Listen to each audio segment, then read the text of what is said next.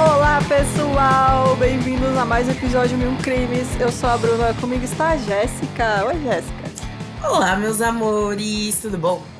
Tudo bem, gente? Recados desse episódio é em relação ao caso somente, que este caso tem relatos de abuso sexual e abuso infantil, assassinato de criança.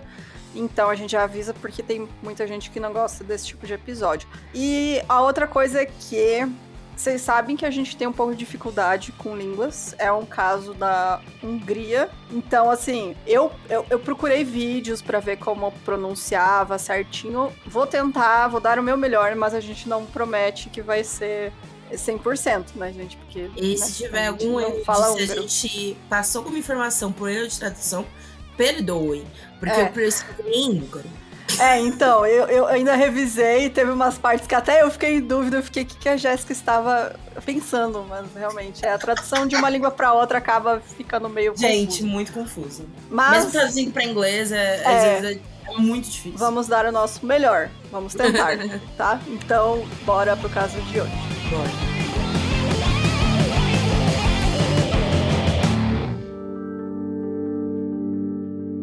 Jankso Ladany Piroshka Maria nasceu em 1934 como Piroshka Maria. Que é como a gente vai se referir a ela, se o nome dela é Piroshka. A gente não consegue. Nós somos quinta série eterna, né, gente? Desculpa aí. Amigos húngaros, amigas húngaras que se chamam Piroshka, mas é inevitável. Mas, né, a gente vai se referir a ela aqui no episódio como Piroshka, que é o nome como ela é conhecida. Ela nasceu em Torokzentmiklos, que fica na Hungria. E ela era o que na época era considerado como filha ilegítima, né? A mãe dela, a Borbala Jankso, nasceu em 1º de junho de 1909. O pai dela se chamava Janusz Jankso e era um trabalhador diarista de 45 anos. E a mãe dela era Maria Jankso, que era uma jovem de 25 anos. Então, assim, desde a avó já tinha uma família já disfuncional, né? Eles tiveram 15 filhos no total, 12 morreram na infância e 2 mais tarde cometeram suicídio quando adultos. Então a Borbala perdeu o pai aos 8 anos e ele deixou a família sem fonte de renda e ela não frequentava a escola. Quando jovem, ela trabalhou como empregada doméstica, mas muitas vezes ela pagava sua subsistência com serviços sexuais. E ela teve 5 filhos de 4 pais, 3 dos quais morreram em circunstâncias duvidosas, com poucas semanas de idade. E aí dá-se a entender que ela que matou essas crianças, né? Talvez para poupar elas da miséria que ela vivia. E também tem muito uma questão que eu pesquisei, que eu acabei não botando, mas da mortalidade infantil da época era muito grande. Muito alta. Grande, principalmente nessa região, certo? Porque era muito difícil, né? Era uma vida muito dura. A alimentação era muito complicada. A gente, né? Eles estavam no entra e sai também de conflitos internos. Sim. Né? Então, guerras, enfim. Saneamento era muito difícil. Então, a mortalidade infantil também era muito grande. Então, não tem muita informação sobre essas mortes, mas não era algo incomum numa vida familiar, sabe? Sim, você tinha bastante filhos justamente porque eram poucos que iam chegar na idade adulta, né? Exatamente. Então, já era uma prática, assim, dessa época. E também lembrando que não tinha vacina, né, gente? Da mortalidade infantil, muitas doenças que hoje em dia estão voltando graças aos antivacina. Parabéns aí, ó, caixão de criança. Vocês que estão aí movimentando essa economia. É isso, né? Não tinha esse... Coisas básicas, aí você falou, saneamento básico, né? Saúde, enfim. Era acesso à saúde, né? Enfim. Exato, era muito alto, mortalidade infantil. Borbala teve sua filha Piroshka em 15 de janeiro de 34. Seu pai era Gyula Ladany, um fazendeiro. Seu irmão Joseph nasceu em 5 de agosto de 43 e o pai dele era Lipot Wens, um comerciante. Os homens não reconheceram sua paternidade e Ladany só cedeu em 1949 sob pressão das autoridades e a partir de então Piroshka pode usar o nome Piroshka Maria Ladany aos 15 anos. Ele deu uma pensão alimentícia com um pagamento único de 600 florins húngaros, cerca de R$124.800 no poder de compra atual, né? E nunca mais deu nenhum valor para a filha. E lembrando que se tratava de um cara rico, tá? Sim, isso aí não era nada pra ele, né? Exato. Ele era fazendeiro, fazenda grande, enfim. De acordo com sua mãe, Piroska tinha problemas de comportamento desde quando ela era criança. Ela testemunhou. Ela sempre tinha problemas com crianças. Quando eu andava com ela na rua, qualquer criança que ela cruzava batia na cara ou nas costas sem motivo. Ela estava sempre tentando bater nos outros, para causar dor aos outros. Naquela época, quando ela batia em uma criança, ficava claro que ela estava satisfeita consigo mesma, né? Ou seja, sentia prazer, né? Ela é bem o caso clássico, né, do serial killer que a gente vê. Que gosta de fazer o mal pros outros, causar dor, maltratar animais. Então, ela, tipo, desde cedo ela mostrava esses sinais muito claros. Só que, claro, ali, né, num ambiente, né, beirava ali a negligência. Beirava não, era negligência, né? O que a mãe fazia com ela, então... E aquela coisa, sempre lembrando que não necessariamente quando a criança é tão agressiva, não é fadada a ser um serial killer. Quer dizer que algo está errado. Também social, familiar, de ambiente. E também, tipo, talvez até de ajuda psicológica. É sinal de que algo está errado, se não no ambiente, na questão psicológica, psiquiátrica, né, e precisa de acompanhamento. Mas muitas vezes é a questão do ambiente mesmo, que nem a gente já cobriu casos aqui de criança super violenta que era fruto do abuso que ela sofria, né, era um jeito dela extravasar aquele abuso que ela sofria. Então, cada caso, né, tem que ser visto aí de uma maneira, mas ela eu acho que era um pouco de cada coisa, né? Ela é aquele caso realmente da pessoa que já tinha uma tendência a ser mais violenta e cruel, e o ambiente aí não ajudou em nada, né? Até influenciou bastante que isso se concretizasse. Ela fugiu pela primeira vez aos 10 anos, no Natal de 44, e frequentemente ela saía de casa quando era adolescente. Em 51, ela foi retirada de um trem para a União Soviética, em Nyíregyháza, e ela também cometeu vários roubos, e aí em 54 ela acabou sendo pega, né? Foram 3 casos de roubo que foram registrados contra ela. Ela foi condenada, né, em 53 a 6 meses por roubo. Ela cumpriu apenas 1 mês e foi libertada durante uma anistia geral. Aos 13 e 14 anos, a Piroshka já estava perto de soldados soviéticos, né? Ela fazia ali, né, os programas, na verdade, era exploração sexual, né, de criança. Como a gente sabe, ambiente militar aí de guerra, né? Infelizmente acaba acontecendo esse tipo de coisa. E nessa época também, obviamente, anos 50, não era nem discutida a questão de maioridade, né, sexual, não. Nem existia o conceito de adolescente, né, não tinha, assim, você era um mini adulto. Hoje em dia a gente fala, 14 anos uma criança, mas era aquele conceito dos mini adultos, né? Exato. Você já tinha que estar trazendo dinheiro pra casa. Não era nem mini adulto, né, já formou algo que remete a um corpo adulto, então já adulto. Né? Você tinha que trazer dinheiro pra casa, trabalhar, enfim, você tinha as responsabilidades de um adulto, né, aos 13, 14 anos. Mas a Borbala não via isso com bons olhos, né, a mãe dela, ela brigava e às vezes acabava recorrendo à violência. E ela também comentou que a filha adorava carne crua. E, além disso, os filhotes de cachorro e gato que elas tinham, né, que elas arrumavam, ou morriam ou desapareciam rapidamente. Ou seja, a cartilha do serial killer. Tá ali, só faltou botar fogo em coisa, né? Exatamente. E acho que ela já não era tão um caso que iria pra listinha do Mindhunter. Exatamente. Borbala também relatou que em 1950 saiu de casa com sua irmã Ferenc Boda, que ainda morava com elas, deixando Piroshka e seu irmão de 7 anos, Joseph, em uma casa, né? Em casa, na verdade.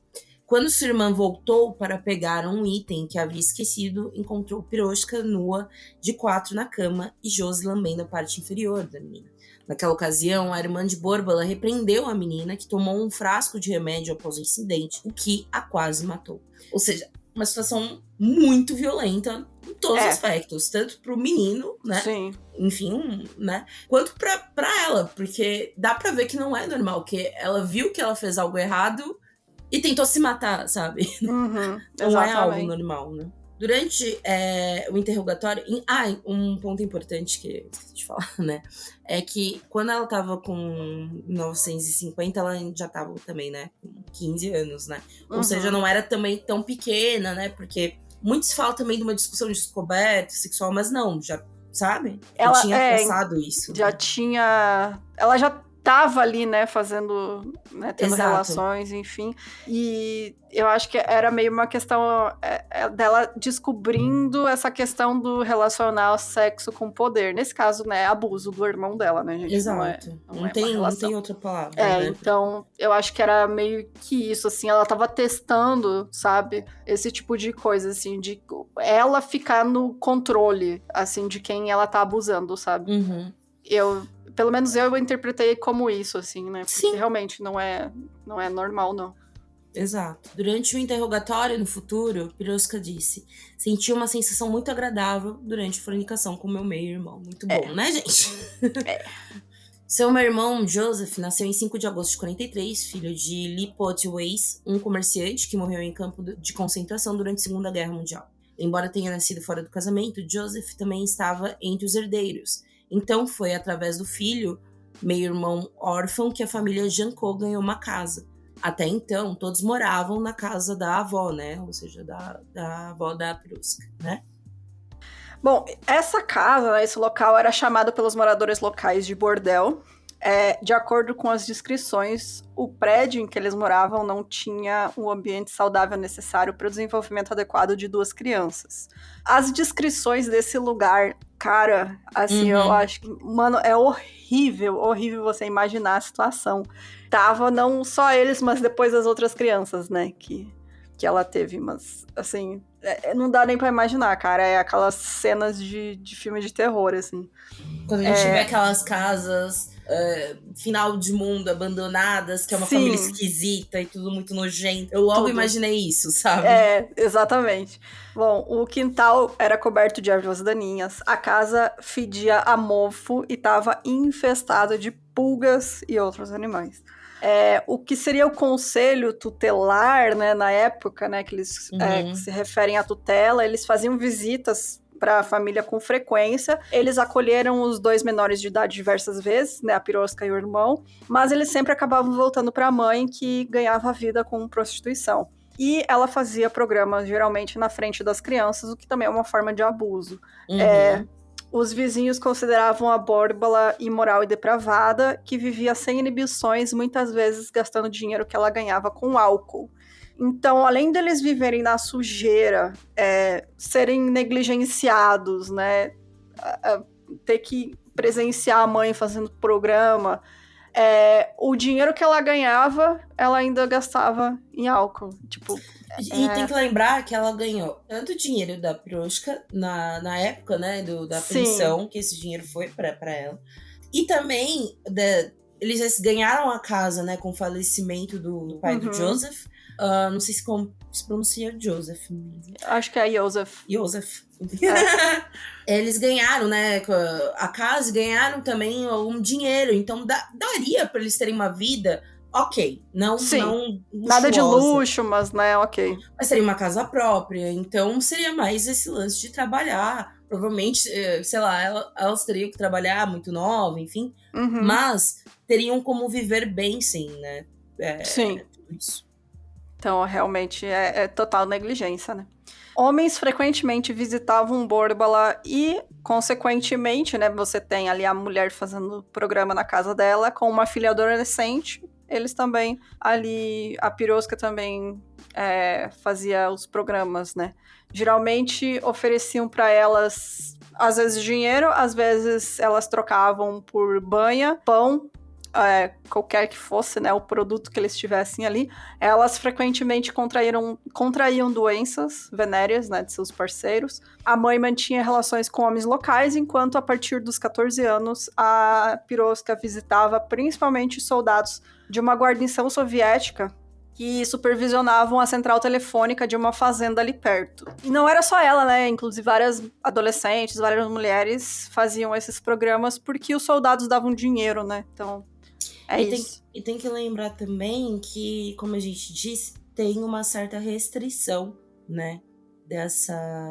De alimentos na época. Sim, era muito uma vida difícil, né? Além disso, a Piroska passava a maior parte do tempo vagando, roubando e bebendo. né, como aprendeu com a mãe.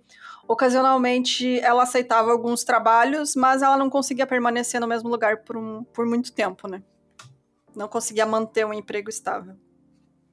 O estigma de inimigos de classe também era estampado na família, mas milagrosamente eles mantiveram a casa, né? Porque o que acontecia também era uma coisa de, tipo, desabrigar em alguns determinados lugares, né? Uhum. Mas enfim, elas conseguiram manter essa casa. Piroshka logo se tornou conhecida como prostituta entre soldados soviéticos e tentou várias vezes fugir para a União Soviética na esperança de uma vida melhor. Piroshka concluiu apenas 5 anos do ensino fundamental, mas leu inúmeros romances populares. Segundo um especialista em psiquiatria, a menina tinha inteligência acima da média em comparação com seu ambiente e faixa etária. Em 52, com 18 anos, foi instaurado um processo contra ela por furto, e a polícia levou para várias cidades. Um policial também realizou um estudo que concluiu que, abre aspas, a pessoa citada leva estilo de vida imoral, sempre que possível frequenta a casa de soldados soviéticos e raramente fica na casa dos pais, e prefere vagar por aí a viver uma vida normal. Fecha aspas. Os médicos a trataram de doenças venéreas 3 vezes. É que, tipo, sabe, é o ambiente que ela cresceu. A mãe dela criou ela assim, sabe? Ela junto com óbvio que ela tem várias questões psiquiátricas desde criança, né, pô? Sim. Que essa agressividade, como ela lidava com sexualidade, enfim, todas essas questões. Mas também, em nenhum momento ela era uma burra, nem nada do tipo. Mas era o que poderia se fazer naquele ambiente, né? Uhum. Sim. Para que era muito diferente a questão de lugares ocupados da época. Não vou me aprofundar politicamente, mas era diferente. Lugares ocupados da época do que estar na União Soviética. Por isso que ela gostaria de ir, entendeu? Com certeza. E tem também toda aquela questão do êxodo rural, né? Principalmente nessa época que ainda mais a União Soviética ali estava no auge da industrialização, enfim, né? E aí, tipo, tinha muito essa questão de pessoas saindo do interior, que era muito difícil de viver, enfim, todas essas dificuldades que a gente comentou, e ir pra civilização, entre aspas, né? Tentar uma vida melhor. Bom, no verão de 53, a Piroshka conheceu a Marika Komaromi, de 11 anos, que estava pastoreando vacas nos arredores da cidade. Poucos meses depois, em 13 de outubro, ela encontrou de novo essa menina na frente de uma loja de vegetais, onde ela estava ali na fila para comprar batata. E aí, naquele dia, ela decidiu atrair a garota para casa, dizendo que elas iam voltar mais tarde quando tivesse menos pessoas na loja. E aí ela não precisava ficar esperando na fila. Ela conseguiu atrair a menina para casa, deu para ela um livro, né, ilustrado, e enquanto a menina estava olhando o livro, a Piroshka estrangulou ela por trás com um pedaço de fio elétrico. Depois disso, depois de assassinar a Marika, ela despiu seu corpo e abusou do corpo da Marika. Então ela cobriu com um cobertor, amarrou uma corda no seu pescoço e arrastou para fora da casa e jogou ela de cabeça para baixo num poço que tinha no terreno. De acordo com os primeiros depoimentos, a desaparecida Marika foi vista indo em direção à fazenda Zhezheny, que era onde ficava essa central telefônica, né, soviética, mas a polícia local nem sequer levou os soldados para interrogatório, e isso pode ter ocorrido porque a polícia tinha medo deles, porque eram militares, né, e por outro lado, seu trabalho era caracterizado pelo amadorismo, já que os slogans do início dos anos 50 incutiu na mente das pessoas a ideia de que o crime havia cessado sob o socialismo. E também aquela questão que a gente sempre coloca aqui, né? De interior, né? Acho que aqui o que pesa mais é realmente a polícia local contra uma instituição que é os militares da União Soviética, né? Sim. Então, os caras tinham muito medo de... Era muito essa mescla ela falar, também. né? Porque... ao longo do que vai acontecendo, você vai vendo que em nenhuma maneira vai sendo divulgado isso também, né? Por conta disso também, né? Tipo, é um lugar que tá ocupado por militares. Como assim tá rolando vários crimes? Exato. Entendeu? Eles queriam abafar, né? Tipo, não pode fazer as pessoas perceber que tá acontecendo alguma coisa, realmente.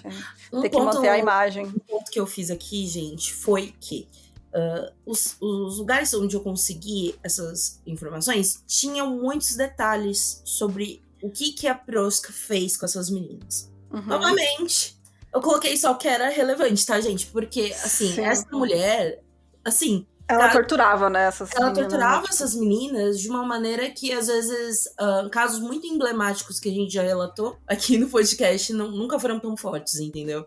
sim, Então, é muito chocante, inclusive, sim, sabe? horrível. Durante o interrogatório de testemunhas no outono de 54, Maria Marcotte, de 13 anos, disse: Eu não conhecia nenhum dos soldados russos. Eu também tinha medo deles, porque eles tinham soltado cães em mim em várias ocasiões. Isso aconteceu porque eu nunca fui à fazenda quando eles me chamaram. Em seu depoimento, Ilora Kzene, de 23 anos, admitiu que tinha saído para encontrar com os soldados russos a fim de ter relações sexuais. Em 27 de agosto de 54, Ilona Tzene também relatou que Piroshka havia lhe contado, bêbada, que havia matado Maria Carmone, de 11 anos, com a ajuda de sua mãe, mas as autoridades ignoraram essa informação. É isso, né? Tipo, Cara, até uma pessoa falou, olha, ela me disse que tá bêbada, que foi ela, e tipo, os caras... E a não, mãe dela ajudou, sabe? não, esquece isso aí, nada Aham. aconteceu. Exato. E esse relato que eu disse antes da Maria Mercotte quer dizer que, tipo, meio que as meninas que tinham essa faixa de idade também não iam pedir ajuda pros militares. Então elas tinham muito medo dos militares, Sim, entendeu? Então, era aquilo, né? O crime acontecia, nada acontece. quem se fode é o povo, como sempre. Gente, é Maria, aqui está traduzido, é porque é Marica, é Maria. Se traduz alguns nomes, né? Esse eu acabei deixando Maria ali. Eu troquei os outros, mas enfim, só para vocês não se confundirem. Ok. Uma das testemunhas oculares, Rosália Leco, também confirmou que Marika e Proshka estavam no caminho da fazenda de Kedjene, né? Perguntei para onde elas estavam indo e me disseram para falar com os russos. Diante disso, perguntei a Mari: O que você quer dos russos? Você ainda é uma garotinha. Ela deu de ombros e não disse nada. Quando chegamos à fazenda, me separei delas e me virei em direção à floresta para catar galhos, mas vi que o comandante havia saído na frente dela. Fecha aspas. No entanto, a polícia não quis saber dos detalhes e aconselhou a não contar a ninguém. Cara, é Imagina. absurdo, né? O policial falou, não quero mais saber, inclusive, eu sugiro que você também não fale, não queira saber também. Inclusive, teve uma menina aí essa semana que veio falando, você acredita que essa mesma menina que você viu matou ela? Absurdo. Que coisa, né? Não fala pra ninguém. Cara, não, a gente ri, mas é muito triste, né? Bom, nos dias seguintes ao desaparecimento da filha, Rosália relatou aos pais de Marika o que vira e que a menina estava acompanhada de Piroshka. No entanto, a investigação foi suspensa, pois se presumiu que a polícia não tinha autoridade para perguntar sobre a menina aos russos, e eles não tiveram coragem de o fazer. Não tinha autoridade pra perguntar. É tipo... Vocês viram essa menina? Não, nem isso. Você não pode Porque eles sabiam também que estavam cometendo crimes, entendeu? Então, exato. Né? Bom, a polícia também não prestou atenção à ligação da Piroshka com os russos, né? Porque todo mundo sabia que ela frequentava bastante lá a fazenda, embora ela já tivesse 2 filhos de 2 soldados diferentes. Nessa época, ela estava com 19 anos. A filha dela, Pirus, nasceu em janeiro de 51 e o filho Mihaly nasceu em 28 de maio de 53. Então, diziam também um ponto, né, que eu não coloquei no texto porque era uma fofoca, né, que parecia, que por ela ter filhos de soldados russos, ela era muito protegida por esses soldados. Então, pode ser também. Ninguém ousava falar muito de que seja verdade. Bom, na casa, então, a Piroshka vivia com a mãe, a meia-irmã, a filha e o filho em condições precárias. Mais pra frente tem uma descrição completa da casa, né, para vocês apreciarem. Um representante da tutela, como a gente comentou, que visitou a família diversas vezes e, ao voltar para casa, ele sempre se despia imediatamente no quintal, antes de chegar na casa dele, porque ele falou assim, uma vez quando eu tava lá de calças brancas, parecia que elas tinham sido salpicadas de papoulas, estavam enegrecidas de pulgas. Enfim, e aí, obviamente, né, compreensível que essas crianças, filhas da Piroshka, que eram nascidas de soldados russos, foram rapidamente levadas aos cuidados do Estado, porque era zero condições de crianças permanecerem naquela casa, apesar de elas ter crescido naquela casa, nessas condições, né? Então, que bom que os filhos dela foram resgatados dessa situação horrível, né? Em 9 de junho de 54, ela conheceu Piroshka Opal, uma vendedora de frango de 13 anos no mercado. Piroshka também a atraiu para seu apartamento para comprar frangos. Ela também lhe deu um livro para distraí-la, enquanto a menina lia Piroshka estrangulou com um arame. Então ela abusou sexualmente do cadáver utilizando objetos. Essa parte, inclusive, é uma parte que eu tive que cortar por ser muito gráfico, né? Nossa, é horrível. Enfim, depois disso, jogou sua vítima no poço e escondeu suas roupas na despensa. Piroshka guardou 200 florins que encontrou com a menina. Esse lance, só pra passar pra vocês entenderem, quando ela abusa sexualmente muito, ela começa a utilizar vegetais, cabos de vassoura, objetos, né? Nossa, fálicos. Não somente nela, mas usava nela e nas meninas e depois nela. Uhum. Enfim. E era uma maneira tortuosa, né?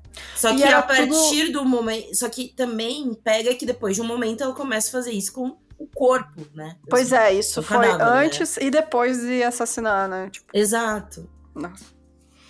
Enfim. Piroshka conheceu Irene Simon, de 17 anos, na primavera de 54. De acordo com seu depoimento, Irene também tinha inclinações, abre aspas, não naturais, e a fez feliz 2 vezes com sua língua, que ela não retribuiu porque tinha medo de que Irene contasse aos outros.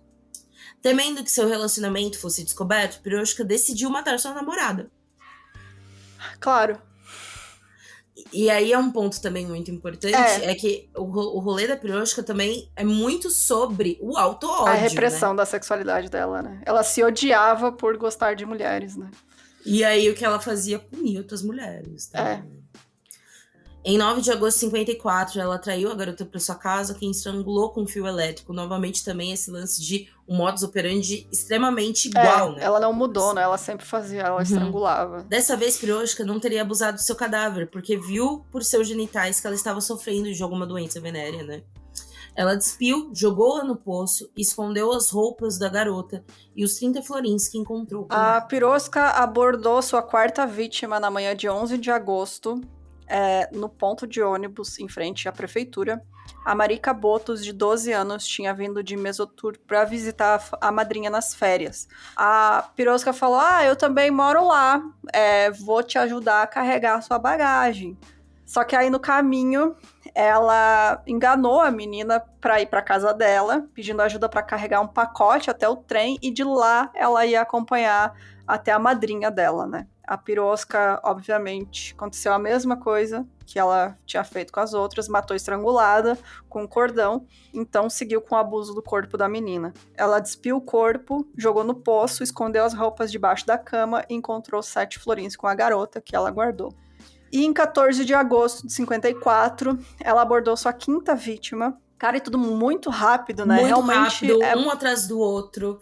Realmente padrão serial killer, né? Tipo, depois que começou, ela foi um seguido do outro. E também é aquele caso rápido que a gente já falou inúmeras vezes, de que quando não há uma preocupação da polícia, né, pra aquele caso, né, aí parece não, né, o serial killer se sente mais à vontade pra praticar o crime, porque dá um sentimento de impunidade, né, muito grande. Exato, ela via que ninguém tá vendo nem atrás dela, né, de nada, assim.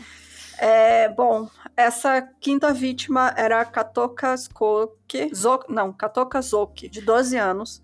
Isso também perto da estação ferroviária. Ela usou o mesmo pretexto de pedir ajuda para carregar um pacote para a estação, e depois de atraí-la para sua casa, deu o livro. Enquanto a menina estava ocupada lendo, a Piroshka a estrangulou com um cinto. Ela despiu seu corpo, agrediu sexualmente, depois jogou no poço e ficou com as suas roupas. Piroshka vendeu a roupa e sapatos de suas vítimas no mercado de pulgas, recebendo de 15 a 20 florins por peça. O maior valor pelas roupas foi de Piroshka Opal, né? Que por seu casaco, camisa e sandálias recebeu um total de 45 florins. Os moradores locais e os moradores dos assentamentos vizinhos começaram a ter medo, sem saber o que poderia estar por trás dos desaparecimentos. Os pais mal ousavam enviar os filhos sozinhos em uma viagem. Claro, né? E ainda sem nenhuma resposta policial, né? Tipo, não, Não. tamo vendo, tamo verificando. Não. Eu acho que nessa hora as pessoas já conversavam, dizendo, né? Tipo, não, a polícia não tá fazendo nada, então é meio que cada um por si, né? Tá, tipo, as pessoas. Melhor proibir as crianças de sair do que, né? Exatamente. Como os moradores já esperavam que as autoridades chegassem a uma conclusão sobre os misteriosos desaparecimentos, o caso foi encaminhado ao Departamento Criminal da sede da polícia no condado de Zonok. É isso, Bruno? Acho que é, Zonok. Zonok. Vários moradores suspeitavam que soldados soviéticos envolvidos nos sequestros das crianças. A polícia não emitiu um mandado de busca e não pediu aos pais fotos das crianças desaparecidas. Apenas um carro equipado com alto-falante circulou pela cidade, dando as descrições delas. Tipo, estamos fazendo o mínimo, entendeu? Era só pra pararem de falar que não estavam fazendo nada, né? Então, Exato. Estamos aqui fazendo o mínimo, que era dar a descrição, é o carro de ovo passando na sua rua, não, é o carro da criança desaparecida. Se você viu essa criança, por favor, faça nada, né, se você faça viu. nada. Fale com a gente que a gente finge que não ouviu. Cara, falar nisso... Seguidamente, tem mais de um caso de uma menina que estava envolvida também com questão do soldado russo, ou se aproximou perto da fazenda dos russos. Exato. Então, né?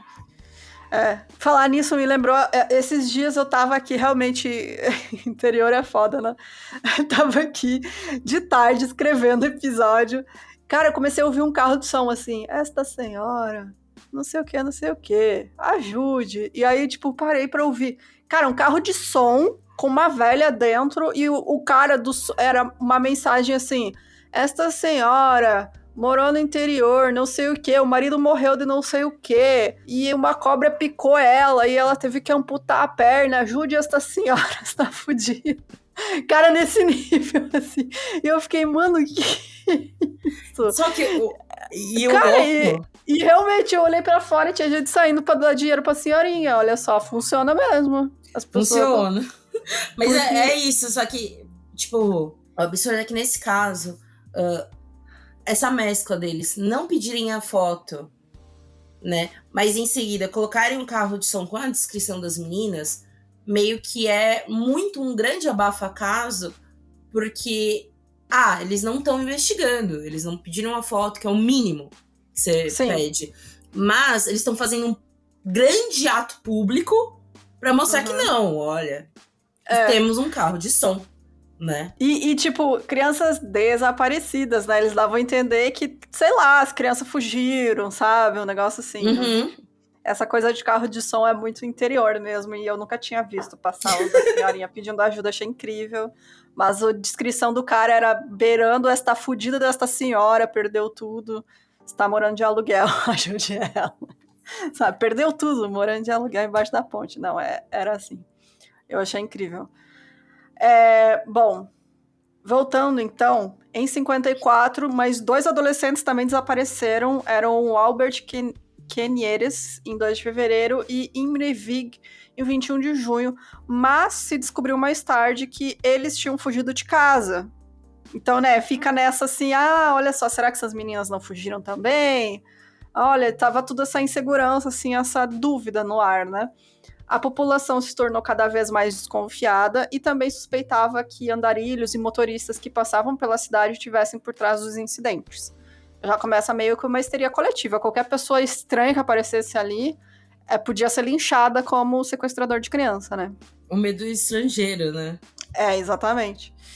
Quando se espalhou a notícia de que pegaram um casal transando num milharal, mais de 1.000 pessoas de Toroxemtmiklos, que era a cidade, se reuniram na frente da delegacia, enquanto se espalhava a notícia de que tinham achado sequestradores de crianças, gente, os coitados lá fudendo no mato, no meio do milharal, e, tipo, foram presos, e quase foram linchados, porque as pessoas acreditavam que era eles que estavam, né, e o pior que dá pra entender a galera, que é um negócio, assim, é um desespero tão grande, eu acho, uma sede tão grande por um mínimo de informação, que qualquer comportamento desviante, eles já iam ter medo. Exatamente. Né? É isso mesmo.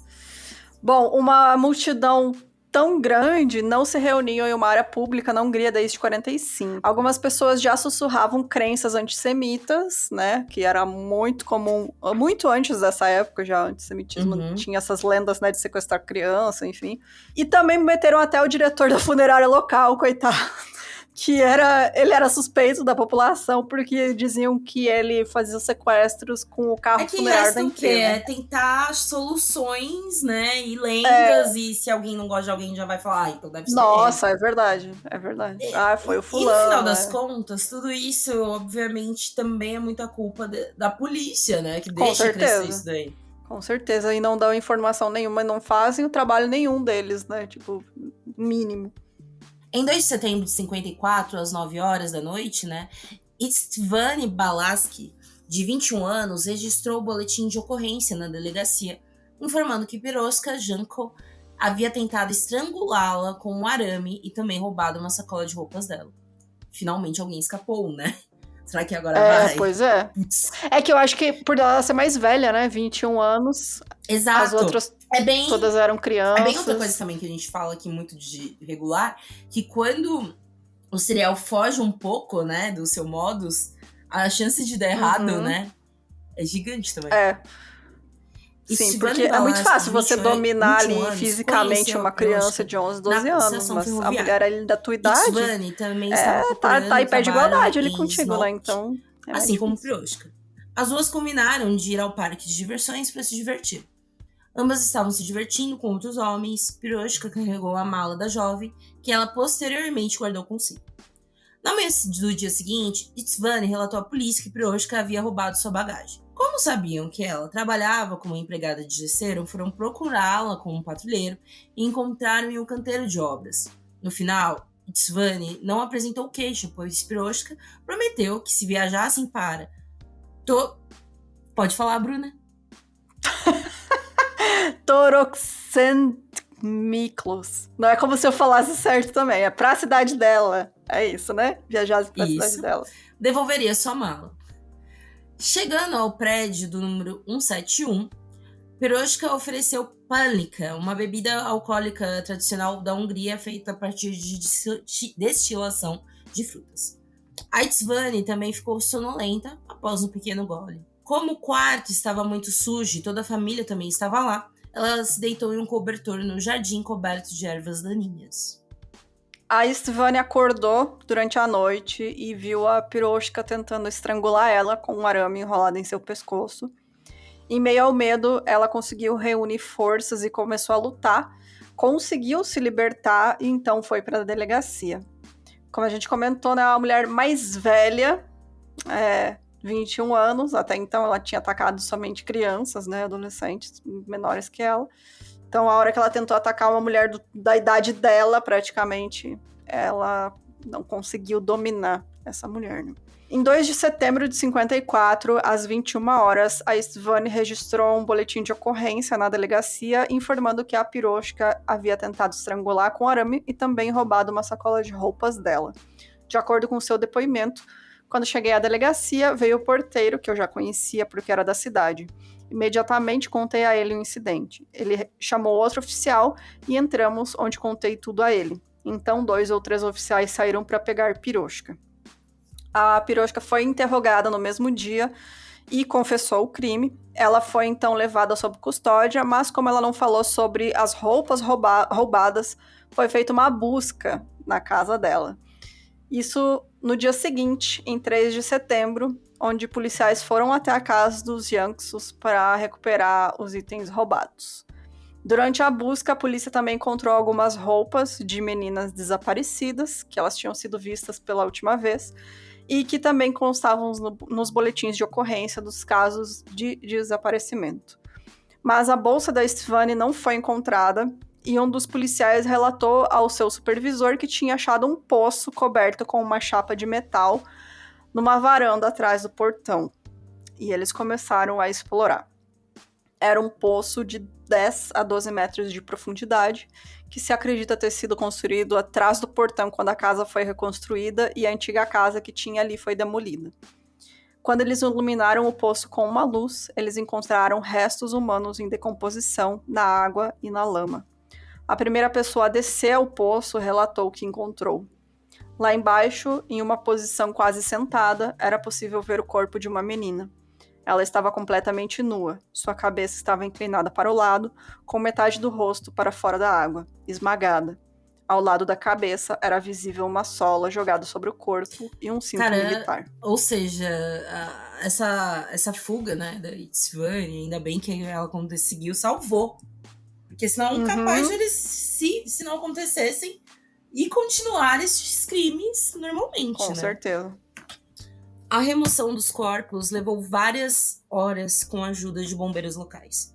Oficiais, militares e policiais húngaros de alta patente, como chefes de ministérios, chegaram na casa em vários carros pretos para acompanhar. Os restos mortais de Katis Nus, Marika Botos, Irene Simon, Piroshka Ropal e Marika Kamaromi foram encontrados.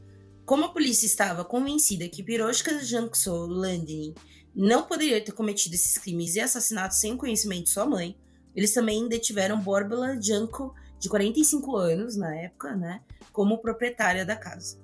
O relatório da vistoria local contém a seguinte descrição da casa.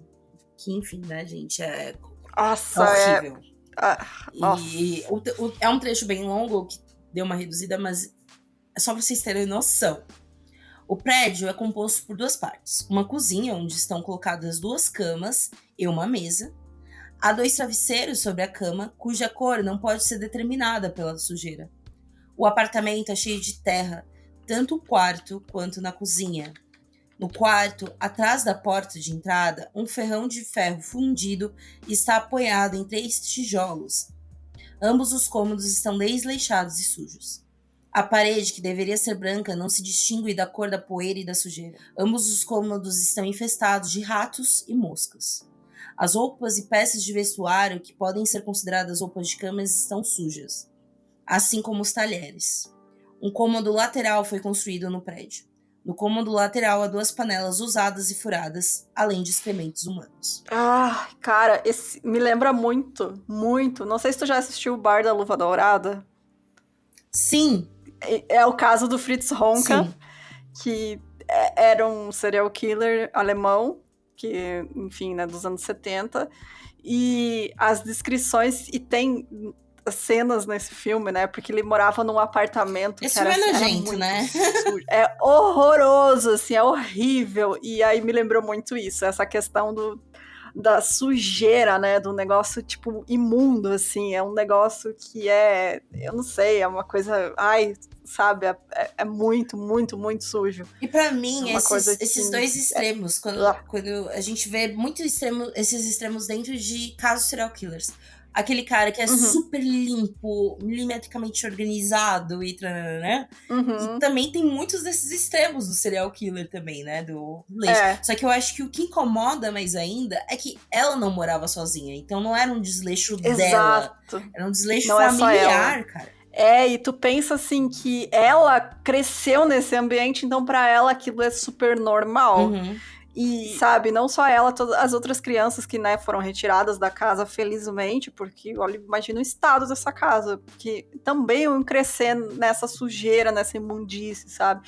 E como a gente comentou, não é como se a mãe dela não tivesse dinheiro, ela gastou todo o dinheiro em bebida e vai saber o que mais, né? Então, assim, é uma situação horrível.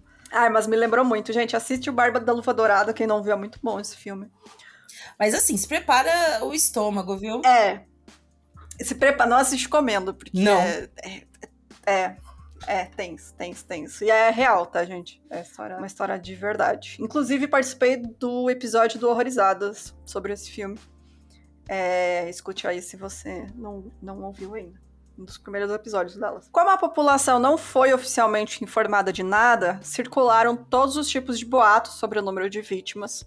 No mercado da cidade, as mulheres também especularam que poderia haver mais crianças mortas em outros lugares, que no dia anterior um menino havia sido amordaçado no milharal e levado embora. Talvez devido à surpresa, os investigadores que tiveram na cena do crime se esqueceram de realizar os exames mais básicos e também ignoraram as evidências físicas, que seriam restos de corda, arame, tiras de couro, né, que eram usados nos estrangulamentos.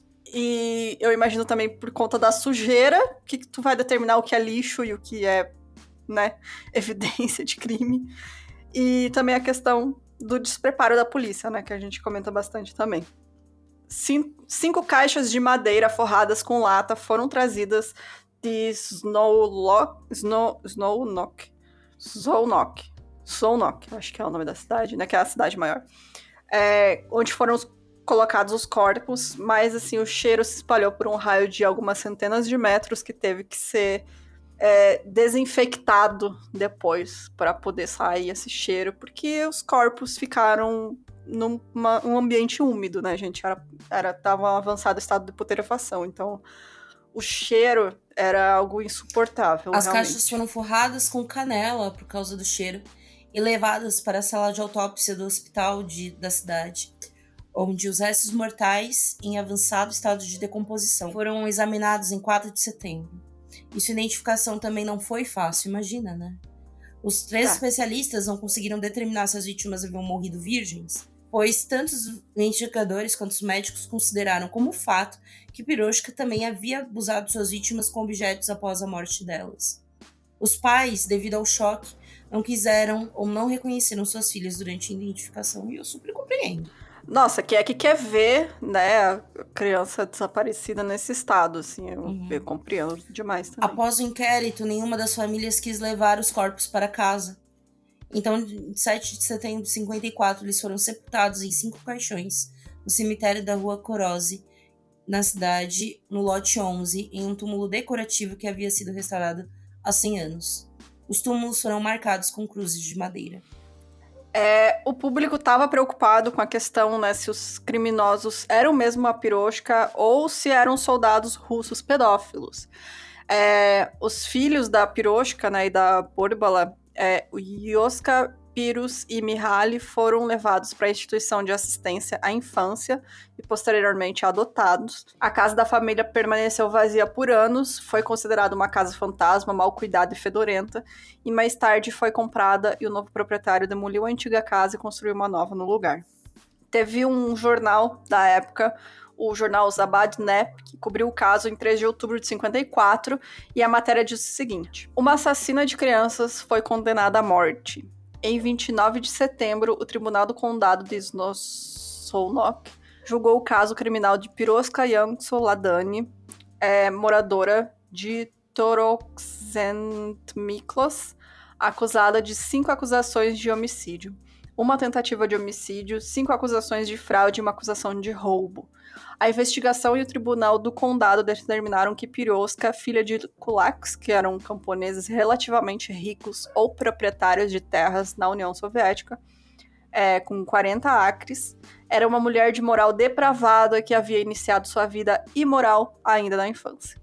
Piroshka cometeu o crime mais grave, matar crianças. O Tribunal do Condado condenou Piroshka à morte como uma sentença conjunta. Juntamente com o caso dela, também julgou o caso criminal de sua mãe, Borbala Yankso, acusada do crime de prostituição, crimes contra a juventude e roubo contra a propriedade pública. O tribunal condenou-a a 2 anos e 6 meses de prisão e proibiu de exercer seus direitos civis por mais 3 anos. Piroshka foi levada ao tribunal sob acusações de relações sexuais proibidas e evasão de trabalho perigoso para o público, bem como pelo roubo do cordão de algodão de 6,5 metros de comprimento do seu local de trabalho. O julgamento ocorreu em Zownock, com exclusão do público, em 29 de setembro de 54, e apenas os pais das meninas assassinadas foram autorizados a comparecer. A acusação de evasão de trabalho perigoso para o público foi retirada, pois ela já tinha emprego fixo no verão de 54. 2 outras meninas também alegaram no julgamento que Piroshka havia tentado enganá-las. Outras testemunhas relataram que havia vendido roupas das crianças assassinadas. A cumplicidade da mãe, Borbala Yankso, também foi comprovada. Piroshka fez várias confissões. Inicialmente contou uma história confusa admitindo os assassinatos, e depois nomeou Rafael Josefne, de 45 anos, e Sandor Feket, de 23 anos, pretendente de uma das vítimas de Piroshka, além de um soldado russo, como cúmplices. Eles foram presos, mas logo ficou esclarecido que não tinham nada a ver com os assassinatos, pois não estavam na região na época que aconteceram. Piroshka inventou outra história no dia seguinte. Ela deu várias versões, né? Mas foi muito rápido ali a mudança de depoimento dela. Não deu certo uma, vamos pra outra, sabe? Exato. Porque era muito fácil desmentir, né? O que ela tava falando. Durante o segundo interrogatório, então, a Piroshka nomeou vários soldados russos, incluindo Nikolai Bogatyov, que seriam os responsáveis pelas atrocidades. Segundo seu relato, o Bogatyov gostava da Marika, que era aquela menininha que pastoreava vacas, né, perto da guarnição soviética, e ele disse que queria se casar com a menina e levar ela para a União Soviética. E prometeu que se a Piroshka ajudasse, né, ela podia ir com eles para ir encontrar o pai do segundo filho dela, que era um soldado, né, que tinha voltado para lá. Enquanto a Piroshka foi buscar uma bebida, ela disse que o Bogatyov supostamente estuprou a Marika na casa dela, né, na casa que eles estavam. Depois que a Piroshka teria voltado para casa, o Bogatyov deixou elas sozinhas. A menina começou a chorar, ameaçar contar os pais.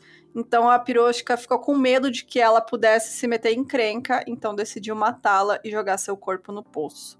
Ela estrangulou a Marika, que lutou e estou violentamente sem sucesso por cerca de 10 a 15 minutos. Antes do segundo assassinato, Piroshka confessou o estupro cometido por um soldado russo chamado Andrei. Ele teria traído a menina do mercado para o apartamento para comprar uma galinha dela, estrangulou-a e jogou-a no poço. De acordo com sua confissão, Bogatyov a estuprou antes dos outros assassinatos, mas um sargento chamado Ramazanov também estava presente durante o quinto assassinato, e Bogatyov a matou com seu cinto. Piroshka disse: "Em minha defesa, desejo apenas declarar que matei as crianças porque meu conhecido, um soldado soviético chamado Bogatyov Nikolai, me convenceu que me levaria à União Soviética. Eu queria ir na União Soviética porque queria entrar em contato com o pai da minha filha. Nikolai exigiu que eu trouxesse algumas meninas intocadas e, para cumprir sua promessa anterior, atendi esse pedido. No dia seguinte, ela fez uma confissão que não incluía mais soldados soviéticos, ou seja, mas falou sobre sua atuação sobre mulheres. Tipo, ela tava procurando, né? Ela tentou, e quando viu que era muito fácil desmentir, porque você tem o registro dos soldados que estão lá, porque são militares, né, gente? É muito fácil. Você consegue rastrear eles muito fácil. Eles são obrigados a registrar onde eles estão, né? Fazendo patrulha, enfim. Então, ela tentou 2 vezes contar histórias diferentes, não deu certo, até que ela finalmente, né?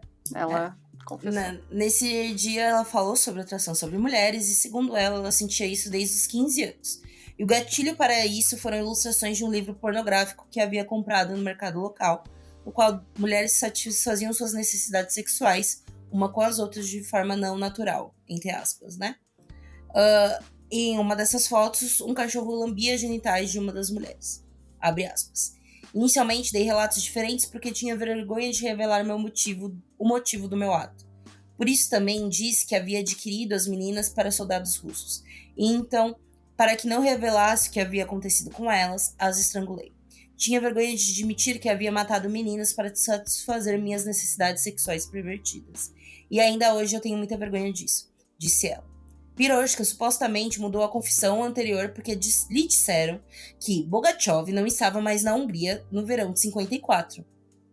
Não há informações sobre onde os investigadores obtiveram essas informações e se elas eram verdadeiras, né? Mas é isso, né? Essa questão que a gente falou da repressão sexual dela, do auto-ódio, né? Então, ela realmente, ela se achava uma pessoa horrível, né? Ela achava que ela era imoral, que ela era, enfim, tudo de ruim no mundo porque ela se atraía por mulheres. Então, é isso, né? Juntou toda a questão que ela já tinha, né? As questões de violência, enfim, juntou mais com isso e acabou resultando nessas coisas horríveis que ela fez. É muita coisa junta, né, no caso dessa mulher. Ela é realmente uma coisa em cima, uma pilha de bosta, uma em cima da outra, né, cara? Tipo, tudo de ruim, assim, que pode acontecer. Porque ela, além de, enfim, do azar, entre muitas aspas, de ter nascido numa situação política, social, fudida, da mãe, enfim, também, né, esse relapso e tudo mais, ela tinha uma questão psicológica tão bizarra, né? Exato. Só Bom, o piorava. caso chegou ao Supremo Tribunal em 14 de outubro de 54, durante o qual as réis mantiveram suas confissões anteriores.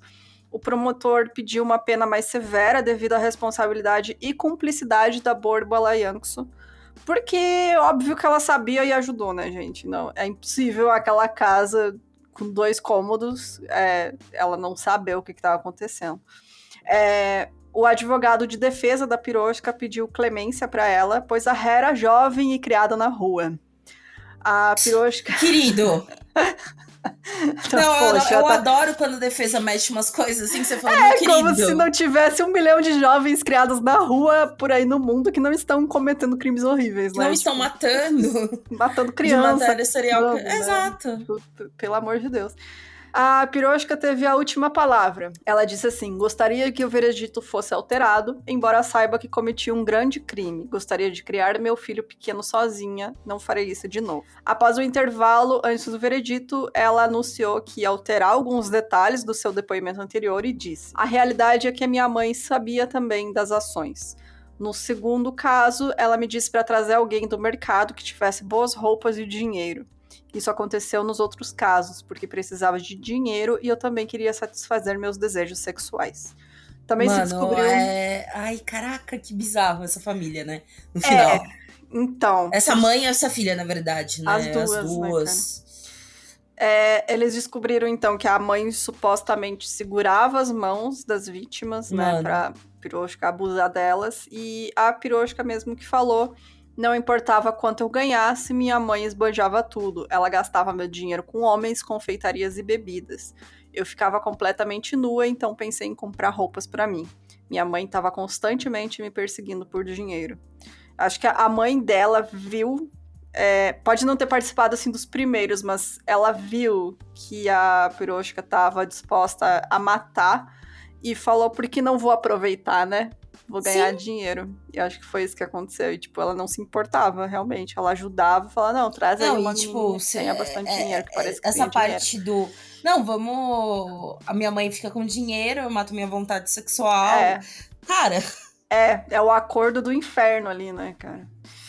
Bom, como resultado, a Suprema Corte reverteu o veredito de primeira instância do Tribunal do Condado e acabou condenando as duas à morte, embora nenhuma outra evidência tenha sido encontrada sobre a cumplicidade da Bôrbala. A sentença da mãe foi eventualmente comutada para prisão perpétua após análise de um pedido de clemência submetido ao Conselho Presidencial da República. A Bôrbala foi detida por um tempo em Kalocsa e posteriormente ela morreu na prisão em Budapeste, mental e fisicamente degradada em 10 de março de 69. Depois de saber que tinha sido condenada à morte, Piroshka teria dito: eu rirei do mundo, mesmo na forca. Enfim. Pessoa horrível. Nossa, realmente. Vários psiquiatras de renome mundial compareceram às audiências judiciais para estudar seu caso. Eu imagino mesmo. Porque, gente... Um apagão da imprensa foi ordenado sobre o caso, e a sentença de morte foi executada no pátio da prisão de Snoke em 12 de dezembro de 54. Pessoas se aglomeravam na rua em frente à prisão desde o início da manhã daquele dia. O portão de ferro foi aberto para que a multidão reunida pudesse ver os momentos da justiça sendo administrados. Os juízes, promotores, advogados e médicos sentaram-se atrás da mesa do juiz. Atrás deles, o carrasco e seus assistentes. E os investigadores estavam por perto. Dezenas de pessoas foram transportadas para a cidade de caminhão. Os familiares das vítimas receberam um lugar não muito longe da forca. E o último desejo da Piroshka era de ver o filho, o Mihaly, mas não foi atendido. Ela, resignada ao seu destino, caminhou até a forca, onde morreu pouco depois das 10 horas, aos 20 anos de idade. Isso pra mim é uma das coisas mais assustadoras desse caso também, é o quão nova. Foi no Nico, acho que foi dos 18 aos 20. Foi muito rápido, ela começou muito nova, né, cara? Muito, muito nova. Ela foi enterrada no cemitério da Rua Korose, em Solnok, em uma vala sem marcação, atrás da antiga funerária. E até o final da década de 50, esse local era reservado apenas para assassinos e suicidas que, né, por terem uma morte não cristã. Então, ela foi colocada lá numa como uma sepultura sem marcação, né? Não dá pra saber qual delas é a Piroshka. Mas é isso, cara, é um caso horroroso, realmente. Eu também não E conhecia. é um caso horroroso porque eu acho que mescla também. Eu acho que quando a gente pensa sobre serial killer e tudo mais, a gente sente uma sensação de quando a gente fala de questão de tortura, que é o que rola, né? Nesse caso, a gente fala muito sobre empatia, sobre a gente sentir, se colocar no lugar. E você vê uma mulher agindo assim com outras mulheres, é um negócio muito, meu Deus, sabe? Realmente. Ela sabe o quanto dói aquelas coisas. Sim, mas é como a gente comentou desde o início, né? Ela realmente era ali uma mistura de tudo que podia dar errado, né? Então, não tem, assim, não tinha outro resultado, né? Eu acho que o bizarro que também a gente tem uma imagem do serial killer que tem uma questão de abuso sexual como aquele cara velho, pervertido, tananã, sabe? E não é essa situação que rola nesse caso, né? Exatamente. Então é uma imagem que foge muito do imaginário, né? Porque principalmente, né? Serial killer mulheres, né? É mais uma questão, como a gente tem da putz, como é que é o nome dela? A mais famosa? Ai, me fugiu o nome. Menina, a que tem o filme. Aileen Wuornos? A Aileen Wuornos, que era pelo ódio ao masculino, né? Ela tinha ódio de homens por ter sido abusada, enfim. Você tem outras serial killers femininas, às vezes as que matam o marido, né? Que são as viúvas negras. Tem as que eram donas de fazendas de crianças, entre aspas, né? Que eram lugares que mulheres solteiras, ou, enfim, né? Mulheres que tinham filhos fora do casamento e elas pegavam essas crianças, em vez de mandar para adoção, elas matavam essas crianças. Ou você tem caso, tipo, enfermeira, né, que mata paciente. É muito, muito difícil você ter um caso assim, que é realmente o serial killer clássico com a perversão sexual, com a questão da tortura sexual e ser uma mulher, né? Então, realmente quebra muito pra mim, ela odiava mulheres por ela se atrair por mulheres, né? Exato, exatamente. Uma coisa quase, obviamente, gente, não é uma comparação, tá? Mas uma questão quase Dahmer da vida, sabe? Exatamente. Mas vários casos masculinos, né? A gente tem que são homens gays também que têm esse auto-ódio e acabam matando outros homens, né? Então, realmente é bem interessante esse caso, porque é isso, né? Horrível. Parabéns, Jéssica. Horrível, obrigada. Ai, obrigada. Mas, então, bora para os comentários do último episódio? Bora para os comentários, Sufa.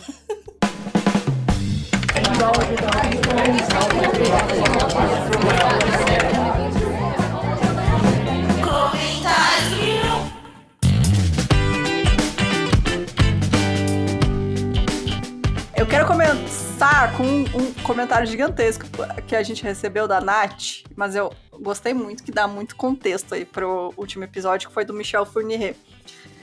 Então, a Nath comentou lá no nosso Insta, ela falou assim: eu morei na Bélgica e queria acrescentar algumas experiências pessoais. Ai, que tudo! Bélgica é um país muito pequeno, então a maioria das cidades são muito próximas e muito pequenas. Eu morei numa cidade quase na fronteira com a Holanda, que tinha 20 mil habitantes, e era considerada grande para os padrões locais. Gente, é o meu bairro. Sim.